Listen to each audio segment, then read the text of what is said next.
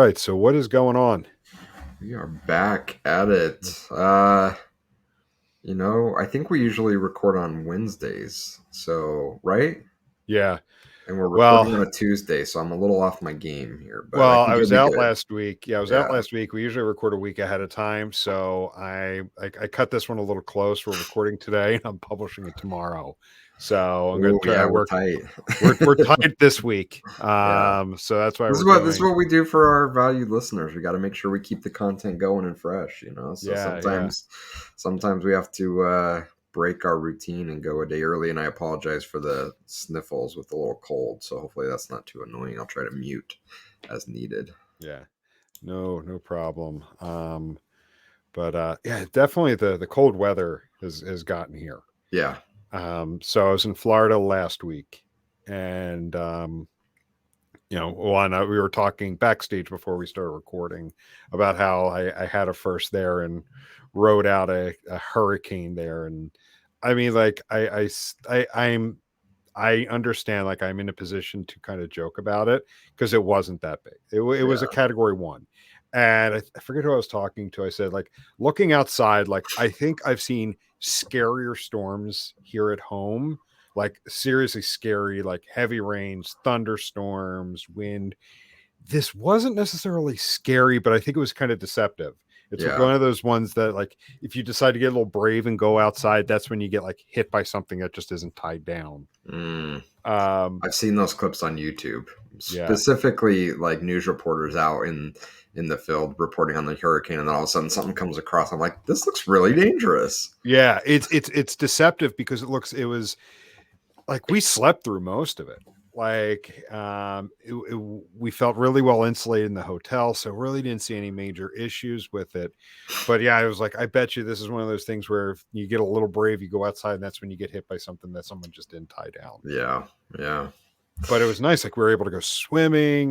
When the after the storm passed, we got 2 good days of sun, and then I come home to 45-degree weather. Well, I was talking to Jason this morning. He said they got snow out in Pittsburgh. So, Yeah, they are. I told him to keep it there. yeah, So yeah, so we're going to turn this one around really quickly, and everything. So what's new with you? well, I got a new guitar, so I saw the pictures. yeah, it's awesome. I don't know how to play the guitar, but being an analyst, I'm keeping lots of data. So I'm now 4 hours and 45 minutes into learning the guitar. Oh, that's good. So I'm trying to do a half hour a day, and I have an app that I'm using to teach myself. So I've been enjoying it, although my fingers are hurting. So I guess Mhm. that's part of the process. You got to build up the calluses on the fingers. So Any interesting, if you're keeping the data, any interesting insights or findings?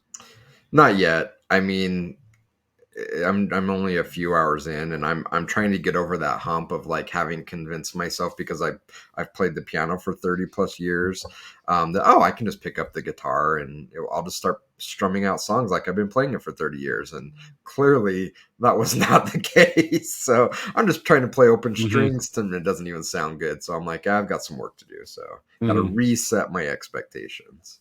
Okay, But the guitar sounds beautiful and it looks amazing. So great.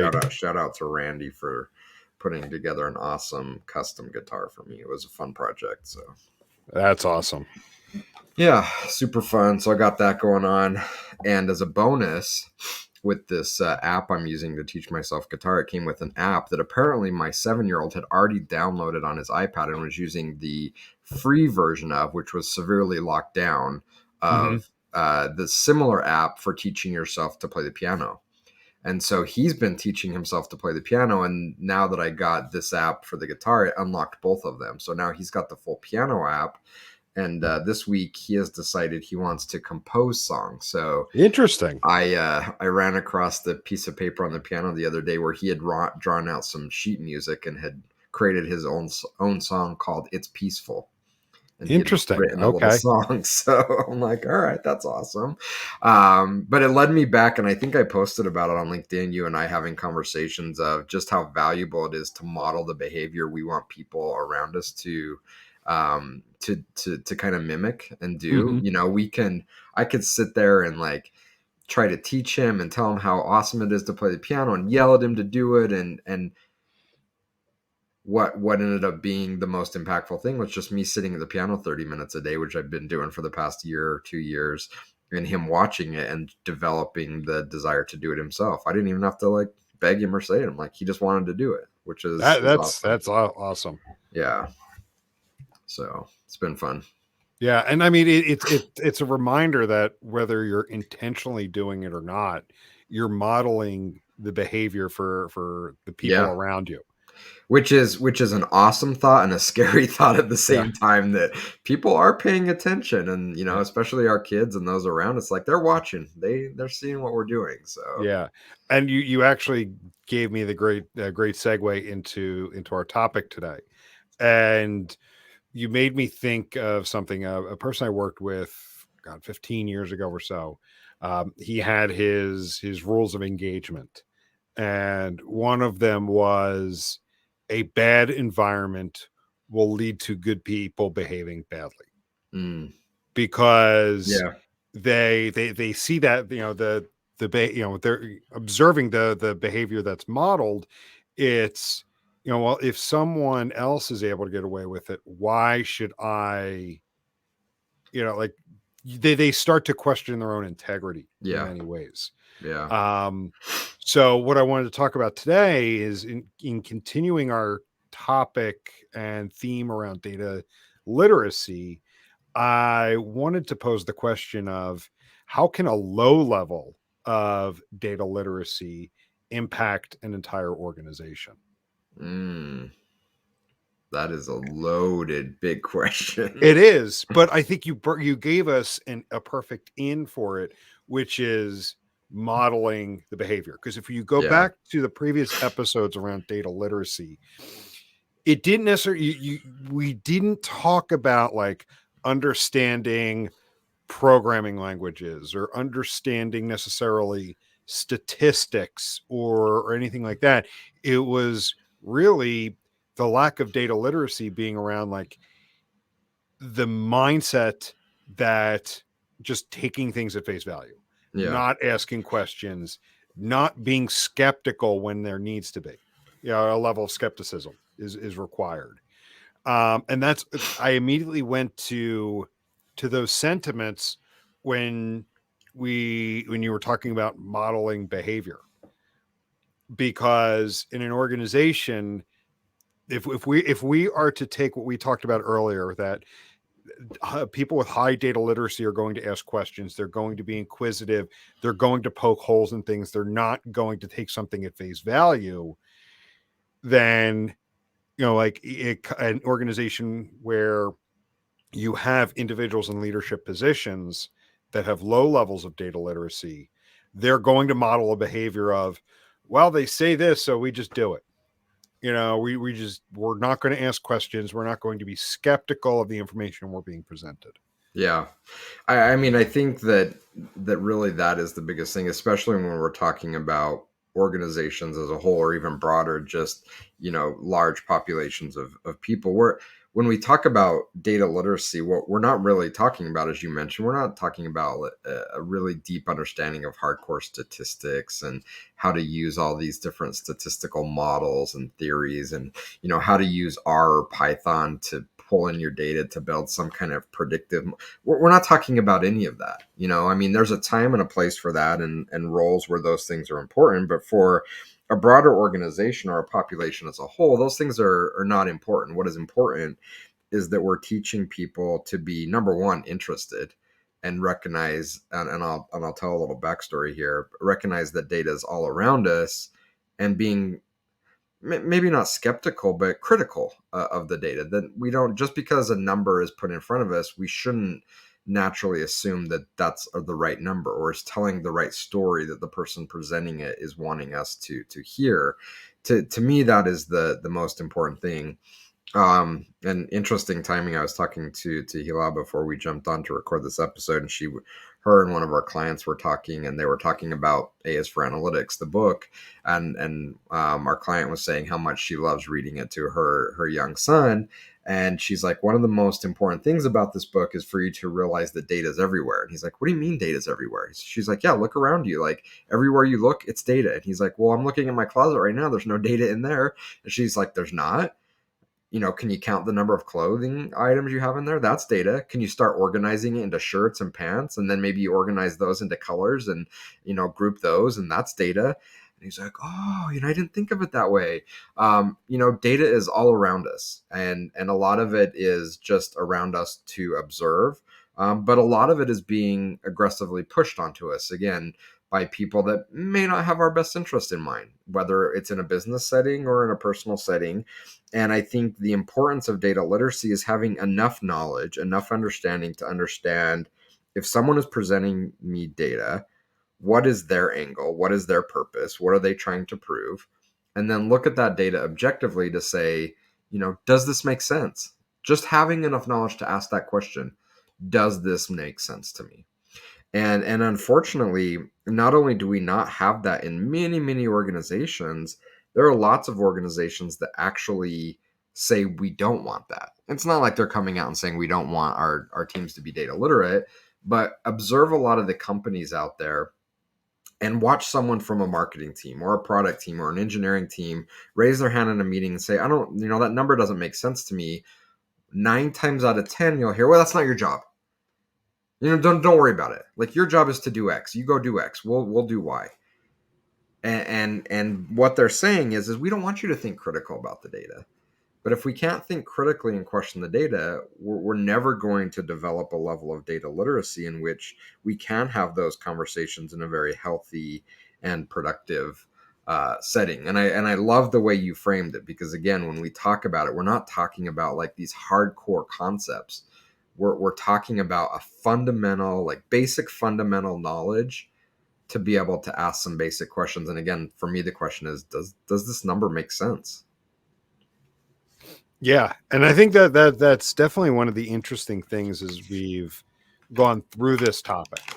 I was curious where this theme around data literacy, because I don't think we've ever mentioned it on the episode. Like, the way I pitch this podcast to people when they ask about it, when we talk to potential guests joining us, is imagine walking into a coffee shop and you see a few people talking work. What would you overhear as you pass by? You would hear a conversation that isn't structured. It's not structured questions looking to get to a specific outcome. It's a meandering conversation that goes off in different directions at times. And so when we started talking about doing a theme around data literacy, I just started to put together some broad questions. And yeah, like I'll say, I even kind of am surprised myself that we haven't gone down, and at this point, we're not going to go down the road of, well, you need to take this level of statistics, you need to have this kind of math understanding, you need to understand languages like R and Python to really be considered data literate. It's in the to use a cliche, the soft skills. Yeah. In the being inquisitive, using being Socratic and asking just questions and following back up with questions. That is at the crux of being data literate. Yeah, and it's such an important concept, and even with people that do have a desire to go down the more technical, I guess, path within analytics, it has to start with that basic just excitement to explore data. The desire to kind of pick and pull things apart and understand things. That curiosity is really at the foundation of developing data literacy. And I've talked to a handful of people that have said things like, oh, I really tried to get into R and I just didn't get it, or I signed up for this boot camp to learn about data sciences and it's so boring, it just didn't resonate with me. And I'm like, well, what kind of problem were you solving? What was your interest? What was your curiosity? Were you interested in, downloading data from the NBA to understand like shot distributions? Were you downloading, data from Randy and I worked on a project where we analyzed air quality data and impact on other kind of factors. Was that interesting to you? And like, I don't know. I just showed up and did stuff. I'm like, well, of course it was boring. You probably had like the default data set called Iris, where you understand the different petal sizes of plants. And if you're not a botanist, then that's not going to be interesting to you. So, you have to develop that interest and just natural curiosity to understand things. And really the best place to start is things that are interesting to you, and not to go down the path of how we can do better in school, but it's one of the things that I think schools struggle with. And I get it. They're trying to teach to a generic population, but we're killing this natural curiosity in kids where they want to learn about science, they want to learn about math, but we do it in a construct where it's taking these examples that are so boring to them and don't resonate.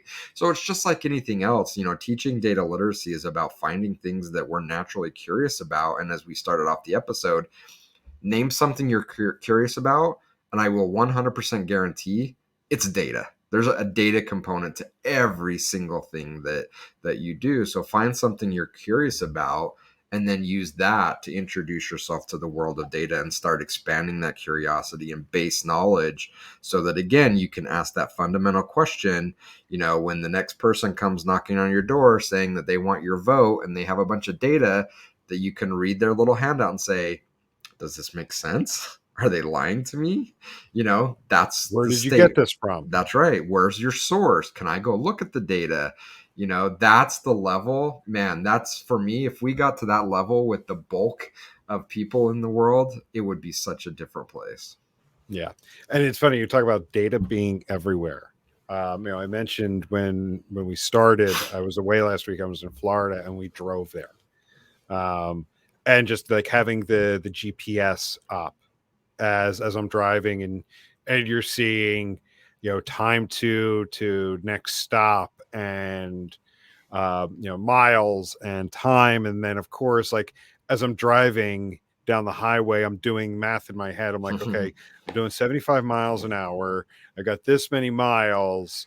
I should be able to get, like, what am I thinking I'm going to get, how soon I think I'm going to get there versus what the GPS is telling me. And then it's like, crap, there might be a slowdown coming up. So I need to find another route, which I had to do on the last leg of the ride home as we were driving north from Florida. When we got into Virginia, we started to notice all of a sudden, like, the time to destination was increasing. And then as we zoomed down on the GPS, we just saw like several accidents north of Richmond, Virginia into DC into Baltimore. And I'm like, crap, we got to find another route, because it's either we take another route or we sit in traffic. Yeah, and I'm kind of giggling to myself again, going back to the school example. Just think about how much more impactful it would be when we're talking about data and math, that instead of having the generic two trains left different destinations at the same time, at what time will they get to the same? It's like, I have no interest in being a locomotive engineer. Maybe for some kid, if he does, that's an awesome example. But I can see, little Jimmy sitting in the back of the class. But wait, I want to grow up to be the dad that goes from Florida to Philly in the least number of stops. How am I Yeah. going to do that? That's interesting. Well, and that's the thing is so we did it 2 days going down and 2 days coming back. Like, I know people who do it straight through. I've done it straight through, and I'll tell you, that is a rough drive. Yeah. Going straight through, because you're either going overnight, and that's brutal. My sister-in-law does that for some reason. She loves like leaving at 11 p.m. and driving straight through the night. I can't do it. I've tried it before. I My hate dad driving at night. Yeah, my dad and I did that, and we were fine, like, driving at night. It was when 7:30 in the morning rolled around, and we stopped for breakfast. No amount of coffee Yeah. was doing the trick. And the last, like, 2 hours were just, like, white knuckle, keeping the eyes open. And so, like, Suzanne and I have done it once, and we decided it wasn't fun. Yeah. So, the flexibility that we have, I'm like, Not everybody has it, so that's why they either fly there or they do the drive all at once and just fight through it. I'm like, let's take our time. We do it in two runs. Get from here to just past the South Carolina and Georgia state line. It's a good place to stop. You get in, you get some dinner, get a good restful sleep, and then get up, and it's 4 hours from there. But just the second drive, the second day of the drive down, all of a sudden we just had multiple potty breaks because we've got a 3.5-year-old, Right. and you just see the how much more time it adds. And it's funny because you want to talk about data and data literacy.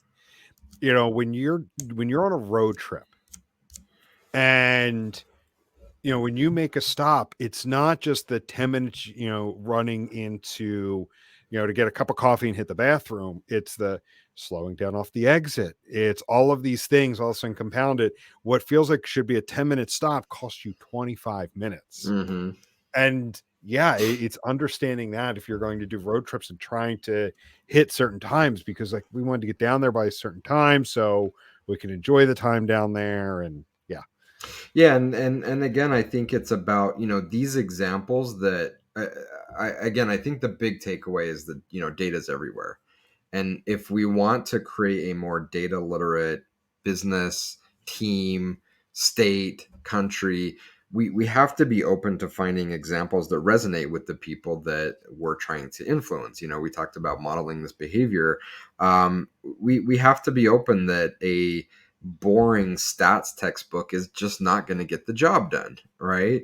And so in part, that's the reason why we wrote the book A is for Analytics, is we wanted to make it more approachable for children. But what we found out is lots of adults are buying it and reading it and enjoying it, because we're breaking it down in a way that your everyday person that isn't engrossed in data and tools and doing what we do every day, it becomes approachable. The examples, the illustrations that we used really were designed in such a way that they could become approachable. And the same advice applies if you're running a team, if you're a CEO of an organization and you want your team, your company to be more data literate. Telling them to go take a analytics boot camp is not going to get it done. You have to work with individual teams and individual people and identify what is interesting to them. What are they curious about? Specifically to probably their role, their job, and help them understand how data is impacting them in that nature. Spark that curiosity and just lay that basic foundation for them to start asking informed questions, and then support that at the team, company, organizational level by not smacking people's hands when they finally start getting to a point where they feel comfortable saying, this number doesn't make sense. Can we talk through it? Rather than saying, that's not your job, say, great question. Yeah, this doesn't make sense. Let's talk through it. I think this is the right number, but maybe the way we presented it is wrong, or, maybe the number's wrong. Maybe we did the math wrong, or maybe the data set's wrong.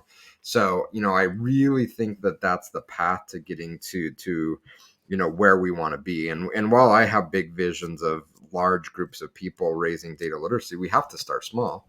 As we started talking about my son writing his own music, like we have to model for the behavior for the people around us to start becoming more data literate.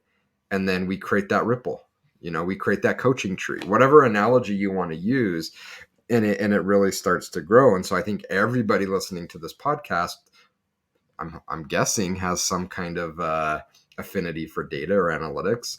And I think all of us that are in that role, we have a responsibility to create a little bit of a ripple and help the people in our teams and organizations and companies and neighbors and family just become a little smarter about data and see, plant that seed and see how it grows.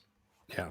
And you've brought up that example a couple times. And I think that's the perfect example to start with answering the question of how can a low level of data literacy impact an entire organization. It's the manager, the director.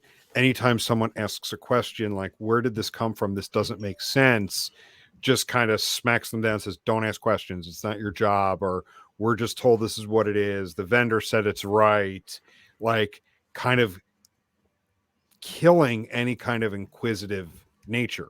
Yeah. Like that is the first thing that will ruin and bring down the level of data literacy in any organization. Yeah, and I mean, yeah, and I don't want to like, hammer this into the ground too much, but it is such an important point because whether you're doing things organically to develop more data literacy within your organization or just you've attracted individuals that are interested in data, the last thing you want to do is to squash that flame. And I have personally been part of organizations where I've seen that happen. And I don't know that I really understood it or realized it at the time, but now looking back on it, I'm like, is there any wonder this company's now bankrupt and out of business? Yeah. I'm like, not that that was the only thing, but I remember being in meetings where people who didn't have analytics titles, didn't have data roles, would raise their hand and say, I'm doing this job and I'm looking at that number that and it doesn't make sense to me. What if it and we're verbally smacked down right in the middle of me. He's like, no, it's not your job. Don't worry about it. I'm like, what are we doing here? Like, we should be doing the opposite. We should be embracing that and helping that flame grow into a strong fire rather than squashing this natural curiosity that people have. And I would like to think that that's happening because there just isn't an understanding of what they're doing. I would hate to think that's happening by design, that leadership really doesn't want people to be curious about the data that they're sharing. I Yeah. really hope that's not happening. Yeah. But I mean, it's whether it's the person doesn't want to feel questioned or it's just the rush that we need to get it done. It's the squashing of questions is going to push away any of the people that want to be inquisitive and want to think about things. Another similar behavior that I just thought of too is the people requiring employees to like know an answer right off the top of their head. I mean, we've all been in that meeting Mm-hmm. where it's so how do we fix this? I'm not sure, it could be this or could be that is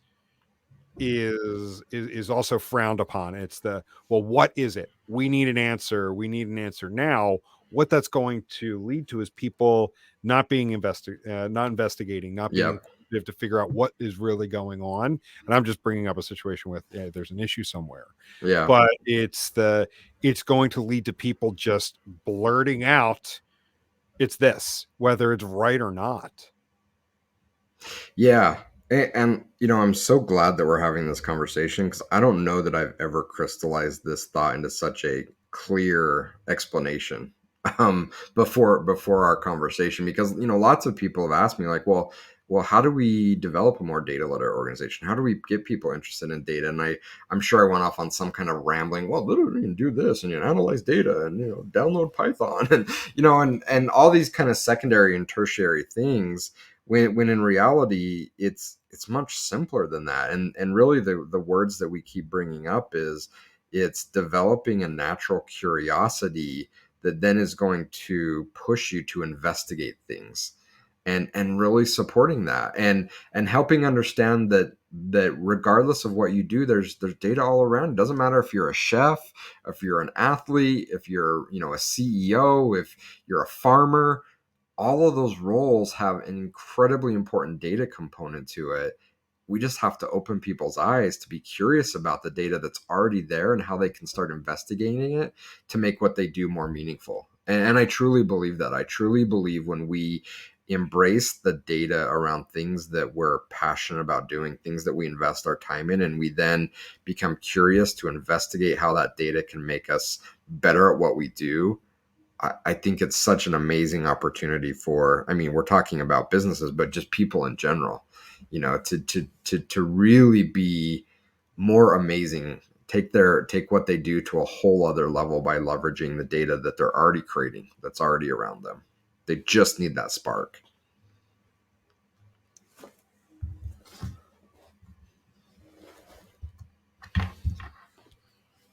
So anyway, I'm gonna like still that and use it. I think there's a lot that we can talk about, and I just love how like crystallized that just became in my mind after like 20 years of doing Yeah. this.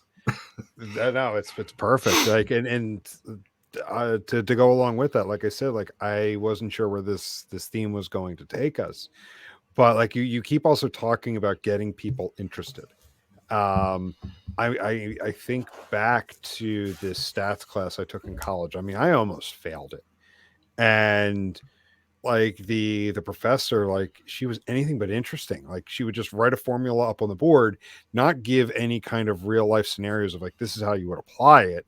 It was here's the formula, this is what it is. And it wasn't until someone else was like, yeah, this is that, think of this as this, and like, and they honestly put it into sports analogies. Here's how you get batting average. Here's how you get this. Here's how you get goals against average and things like that. I'm like, okay, it makes total sense now. And again, that's like really hard at like a macro level, but Yeah. so much more approachable at a micro level. And why I think it's so important, especially for those of us that are entrenched that work in data every day, to take that as an obligation to reach out to family members, to people we work with, and find those things that resonate with them. You know, it's batting average and on base percentage for Jim. It's, something else for someone else. It's, how can we optimize the number of seeds that we can plant per acre for, my gentleman farmer friends, and help them understand that data is around them in everything they're doing and how they can grasp it, and use that as a metaphor for teaching some of these basic fundamental concepts. We're not going to be able to teach the world that way, but we can teach a handful of people. And again, I truly believe in this ripple effect, that if we do that and we're successful doing that, the impact we're going to have is going to be far greater than those 5 or 10 people that we customize that mentoring to, right? It's going to multiply exponentially. Yeah. And that's an exciting thing to think about. And, something that I think we're definitely going to be talking about more going into next year. I keep referencing the book. We've had it out for almost a year in December, and really haven't done much to push it or publicize it. But next year, we really want to use it as a platform to really start talking about why data literacy is so important and why we really invested in doing this project. I guarantee it's not making us money, and in a lot of instances, costing us money. But we truly believe it is such an important thing. And I think we could probably be selfish and say, that's not for us to solve. We have a hand-selected set of customers that we work with, and we're going to focus on them. And yes, that's important, but again, I feel like we have this obligation, this duty to do more. And part of that is really kind of kickstarting this initiative that data literacy is not only important, it's critical. It's critical for moving our society forward. It's critical to having healthy environments, whether it's political or business or home life. We're so often manipulated in a bad way by data. By just adding a little bit of data literacy, just think about the changes that can make for the better. And we're starting in businesses, but again, it expands to every human on the planet. It's a big problem to solve. It is. It is. I do. I'm like going through my memory, through the various memories of various people I've worked with, and some of the examples we've talked about already, and then others that like when you have folks in an organization that aren't inquisitive, it opens the door for those that want to manipulate the data Yes. too. Yeah. Like I think I gave the example before when we were talking about utilization rates, like many episodes ago. And one of the things when I was part of that organization, it was an agency, and utilization rate was a unit of measure, like just about every agency. But I saw a major problem where they made utilization rate the metric, the goal, not to Mm-hmm. be like having a goal of how can make sure that I don't know, I can't think of it, I'm not going to waste time on it, but it was maintain an X percentage utilization rate. And I'm like, the problem with that though is the goal rests in the hands of the people that directly impact that. Mm-hmm. And so when you do something like that and not think about what are we actually doing, you can't tell me people weren't fudging numbers to make sure that they hit that goal. Sadly, it happens all the time. And looking back over my work history, I have countless examples of people misusing data for their own personal gain. But it wasn't until recently. So we recorded a podcast with Evan Lapointe a few weeks ago. And one of the things that Evan has really forced me to re-examine is this belief that I have that everyone is inherently really good, has good intentions. He's like, you got to stop believing that. He's like, you live in this idyllic world where you think everyone wants goodness for everybody else, and that's just not the reality. There are bad people out there. There are bad actors out there. And specifically in your role and the role you're playing with your customers is that if you are not helping them become smarter about data, you're putting them in a position where they can be manipulated and abused by bad actors in their organizations that want to use data to abuse them. And that's your responsibility to help teach them so that they're in a position to not be taken advantage of. And it took me so long to accept that. I just didn't want to accept that, even though I have a wealth of data of my own that I've collected through my past experience that says he's right.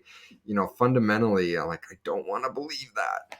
But, But it's right. it's true. And we all know it. Like everyone listening to this episode, I guarantee has at least one experience where someone in an organization they worked at has used data to manipulate them and abuse them and do things that make them look bad so this other person looks good. Yep. It's 100%, I guarantee. We've all been there. Yeah. So when you have an organization where people don't question the information presented to them, where it came from, you open the door for that. Yeah. So if we were to take the first example you gave of the don't ask questions, that's not your place, it's not your job to ask questions of where this data came from, how is it sourced, how is it prepared, you've just opened the door for someone else to come in and say, well, here's the data, take it, and this is what we need to do with it, or Yeah. because of it. Don't worry about it. Don't question it. Don't think about, Yeah. Red flag, right? Yes. And so while we're talking about the importance of data literacy, I think there's also a huge component of just the overall culture of organizations where we need to create places where it is safe and okay to question, to be inquisitive. We don't want people, at least I don't think so. Like, tell me if I'm completely off base here, but I just don't think that we want to create companies where we want people to be robots. Otherwise, I guess we could just get robots, right? Like, we could just have AI do the jobs. Like, we hire people because we want them to use their intelligence. We want them to be inquisitive. We want them to question and push back. But I don't know, maybe I'm wrong. Maybe we don't want that. I want that. Yeah, but I think to Evan's point, not everybody does. Yeah. And I mean, a lot of times, let's face it, you have the Peter principle at play with people that get into upper management. They've been promoted past their skills, their usefulness, however it's specifically worded.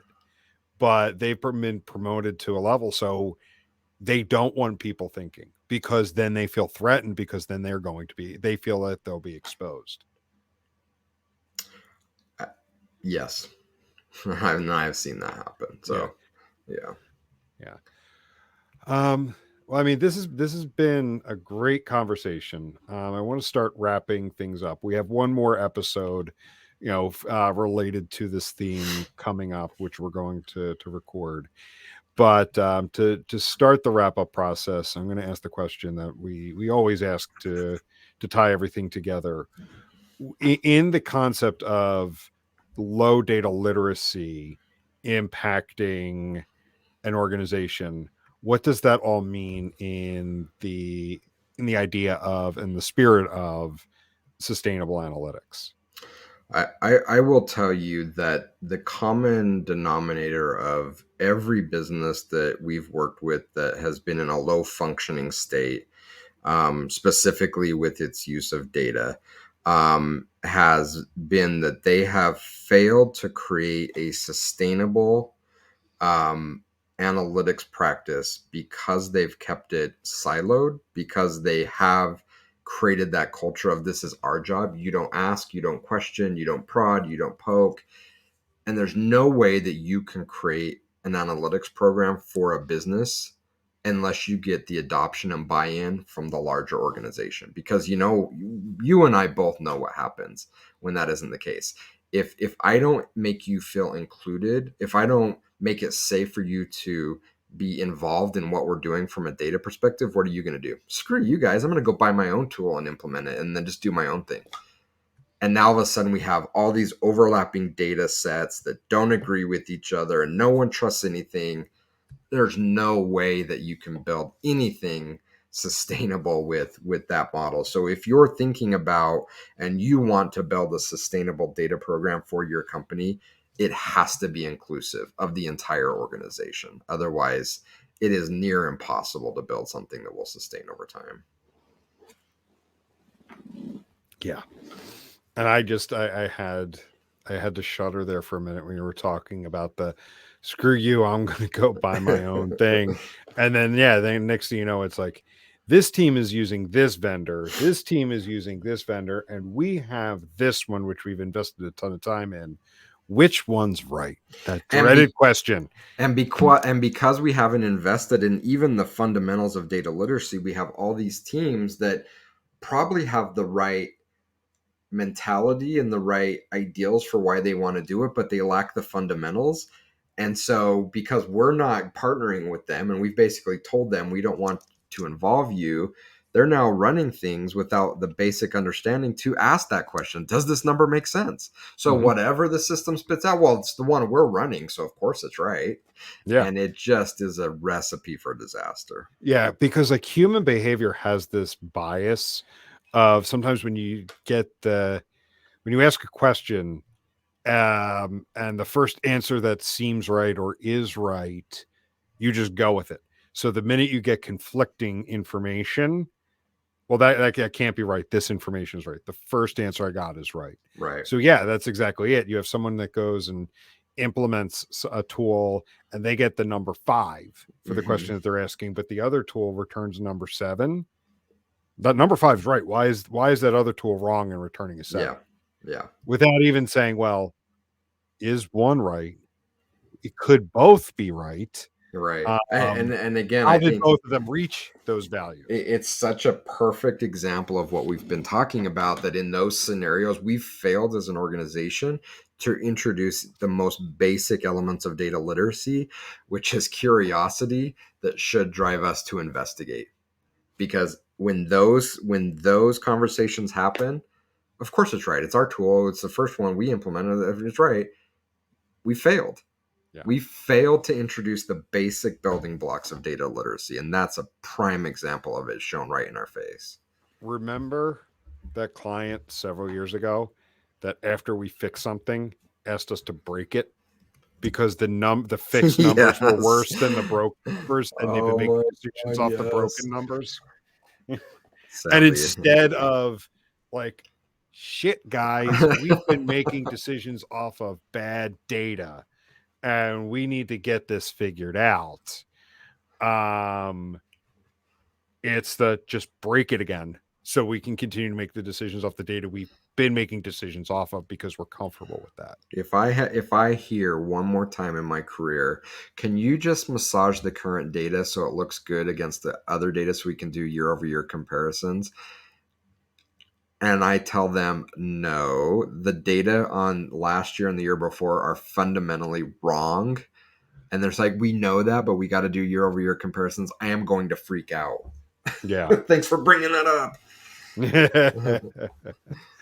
Yeah. So, but that's why you need to ask questions. Yeah. Where did this data come from? How was it sourced? How was it generated? Yeah. So you don't just take data at face value. So you get presented with the scenario 2 years later, like you have 8 quarters of decisions based on bad data. So let's sum it up, and I think this needs to be a LinkedIn post. We need to create curiosity in every employee within our organization for them to be curious about data so that they can then take the next step to investigate and ask those questions. Does this make sense? And all the other questions that align with it. And just as importantly, we need to create, as leaders, we need to create an environment where employees feel safe doing that. Mic drop. Done. Yeah, I again wanted to let that one sit because there is nothing to add to it. Cool. Cool. It was a good one. This was good. Yeah, and the 45 minutes just flew by today. Yeah. So good stuff. Good stuff. All right, so let's go ahead and wrap up here. Where we've, like I said, we've got one more episode on this theme before we wrap up. And yeah, this has been great. And it's gone in a completely different direction than I imagined when I started plotting out these episodes. It's the beauty of this podcast. We just let it flow naturally. And I hope it's providing some real meaningful and authentic value to people. Yeah. Yeah. Cool. Well, we'll go ahead and wrap up there and talk to everyone later. See ya. See ya.